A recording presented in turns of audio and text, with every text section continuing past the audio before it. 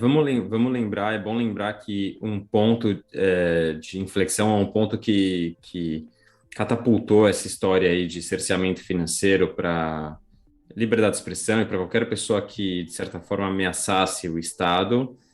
Um ponto importante foi mais ou menos em 2010, quando teve a história do Assange, do WikiLeaks, né? Ou seja, naquele momento em que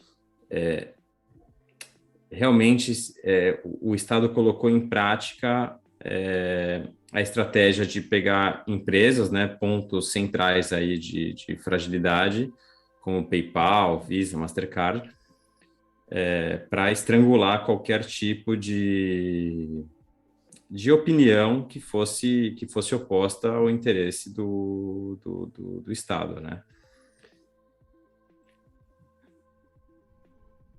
Realmente começa lá. O fato do Assange estar ainda nessa situação por ter exposto, né? Simplesmente por ter exposto aí segredos de corrupção, de coisas, né, absurdas, é absurdo. E que, sei lá, seja meio aceito, né? Meio que, não, ele é. Né, ou mesmo o Snowden ser tratado como traidor ao invés de patriota, entre aspas, né? Ao invés de uma pessoa que está em prol aí né, É das um pouco pessoas, né? diferente a situação. É um pouco Sim, diferente sim. a situação, Sim, sim. porque O o Assange Snowden não era soldado, né? é, o Snowden foi julgado como algo como que ele traiu o Estado, né? Ele trabalhava para o Estado, ele traiu, foi uma traição. Tinha ali um código de conduta que ele Alta traição. em teoria, não respeitou. E o Assange não, o Assange é um jornalista. É muito diferente a situação. Ele simplesmente estava reportando documentos que ele recebeu e ele Exatamente. não hackeou, ele não invadiu, ele não roubou nada.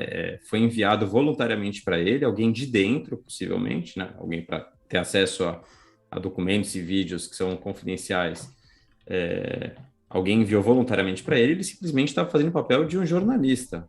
Então, Exatamente. nesse momento em que foram feitas todos os tipos de tentativas para criminalizar ele e não encontraram nenhum tipo, nenhum pelo no ovo para incriminar o Assange, e isso foi dito na época, né? Não encontraram. Então, como solução, vamos atacar, vamos exigir e cobrar de empresas, né? Pediram para a Amazon tirar o site do WikiLeaks do ar, o site do WikiLeaks saiu do ar, ficou um tempo fora do ar, então,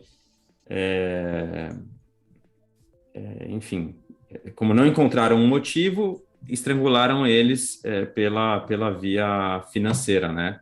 E como eu disse na semana passada, Não foi ruim, né? é a maneira mais fundamental de liberdade de expressão, né? A tua liberdade de agir, tua liberdade de ação com aquilo que é fruto do seu tempo e energia, né? Que é mensurado com o seu dinheiro. O dinheiro é só isso, uma representação do seu tempo e energia que você gastou. Então, é grave. E é isso, ele está preso até hoje, né? E foi extraditado quando foi? 2019, 2017? Você Por aí lembra que quando que ele. foi que eles começaram a aceitar BTC na plataforma? Acho que foi 2011, não foi? Foi um pouco antes do Satoshi sumir.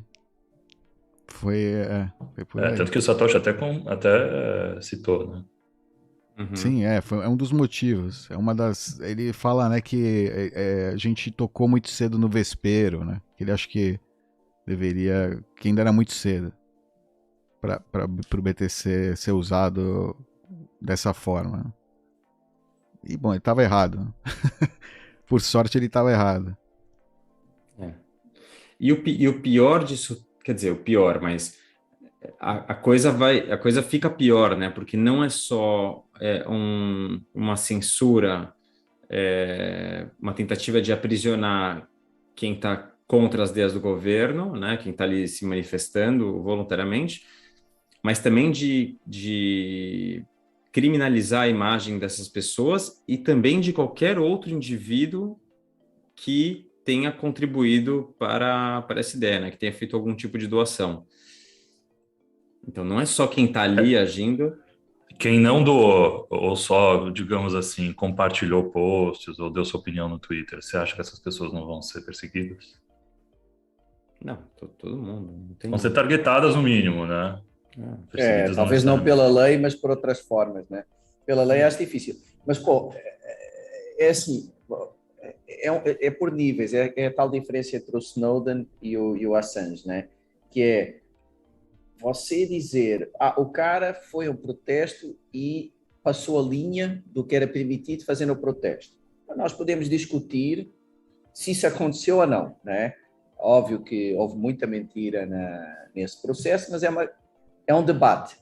Agora, o cara que 10 dias antes, quando foi organizado um protesto pacífico, fez um donativo de $100, como é que é possível?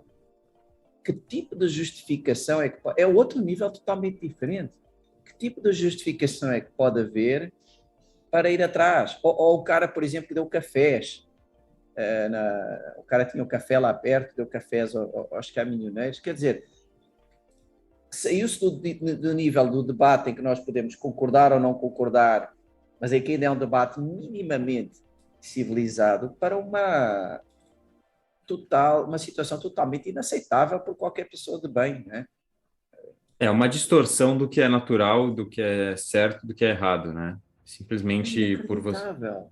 É. E mais inacreditável ainda é o apoio que essas medidas extremas, totalmente imorais, têm por parte grande, não sei quanto, da população, né? Isso é o que mais assusta, né, Becas? Porque o Estado, nesse caso, está cumprindo o seu papel, né? Bem Não além, está, não é? mas está Mas cumprindo o seu papel, está definindo ali o status dele. Agindo em prol da sua auto-perpetuação. Exato. É o natural, é o esperado, né? Agora, sempre que tem, em qualquer tipo de situação, um endossamento, né, da maioria da população, de uma parte da população, não sei se é a maioria, mas é uma parte grande. uma maioria ou uma parte da população, em prol de medidas de censura, né, de medidas aí ditatoriais mesmo, aí é que me assusta, porque essas pessoas não têm nem a percepção de como esse tipo de apoio a esse tipo de ideia afeta elas, né? Elas não conseguem se colocar no lugar dessas pessoas, ou seja, e se amanhã elas forem vistas como terroristas, né, e forem atacadas?